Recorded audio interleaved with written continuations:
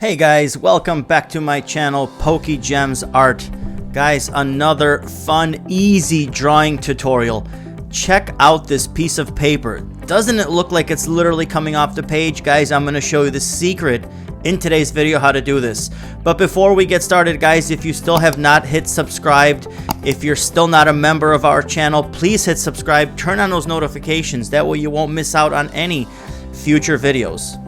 Alright guys, this one is pretty simple. We start out with a ruler, a pencil, and a regular piece of paper. And basically what we're going to do first is make a basic square, pretty much right in the middle of your paper, 4 inches by 4 inches.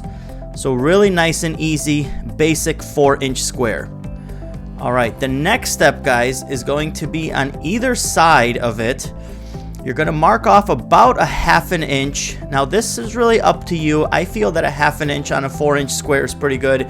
And then you're going to draw this with a pencil also right next to it, but fairly lightly because this line will be erased later. So make sure you're not using marker or pen because this line will be erased.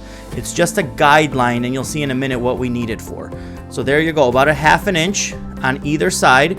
And then also from the inside, you're going to make a line also a 1/2 inch, and once again this line will also be erased later. And then the same thing on the other side, again a 1/2 inch, really nice faint line with your pencil. Alright, those are our basic guidelines. Pretty much that's your basic shape for our project today. Alright guys, the next step after this is you're going to mark your entire paper by 1/2 inch because we're going to draw lines across the whole paper. So what you're going to do is at the top of the square, you're going to start your ruler at 2 1/4 inches.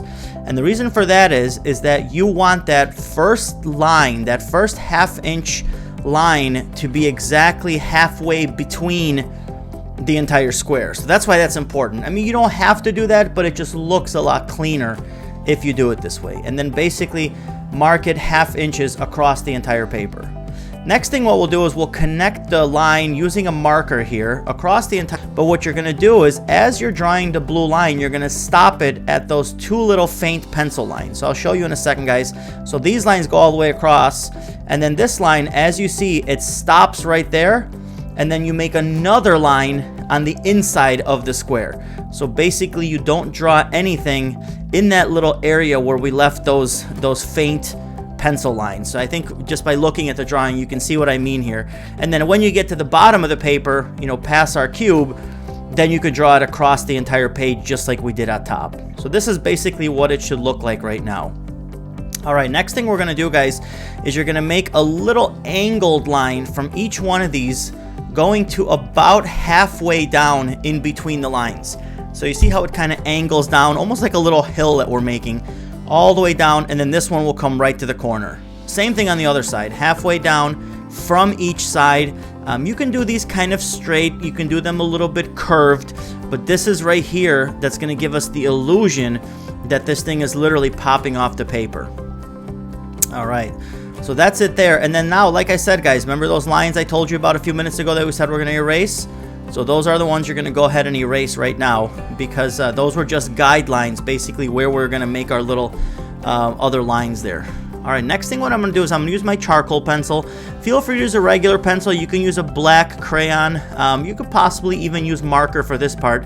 But I'm going to darken up these lines just a little bit, just to kind of make them look a little bit darker. Any other little pencil lines that you had as guidelines, you can erase those right now too. And then basically just darken up our main square that we started with in the beginning. And guys, now the next part is going to be pretty much one of the most important parts. This is going to be our shading part, our smudging. So what I do is I basically going to come across here and I'm going to smudge into the paper a little bit because the whole point of this project is that this looks like a shadow, that it looks like it's coming off the paper. So what you want it to be is darker on the outside, on the perimeter of the square, and then kind of lighter going on the inside. Guys, I spent about 10-15 minutes on this. I really just sped it up here a lot, just to kind of give you guys an idea, but take your time on the shading, and then every so often what you can do is you can darken up the line also there, and then go through, put your ruler down, erase any smudging that might have came over.